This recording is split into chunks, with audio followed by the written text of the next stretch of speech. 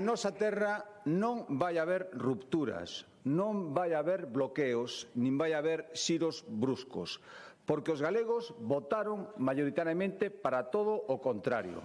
Votaron para o sentidiño e votaron para a autoexixencia. Por lo tanto, non esperen de min que levante muros entre cidadáns dun mesmo pobo, os nosos cidadáns.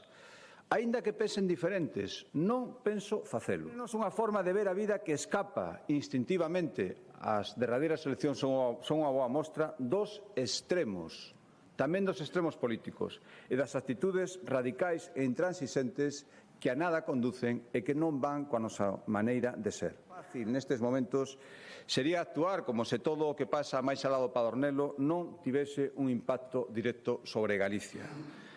Pero o axeitado, o que hai que facer é protexer precisamente a nosa terra do que está pasando, das consecuencias dese novo modelo territorial, desa situación política que se nos pretende impoñer. Galicia, señorías, o direi as veces que faga falta, é tamén España.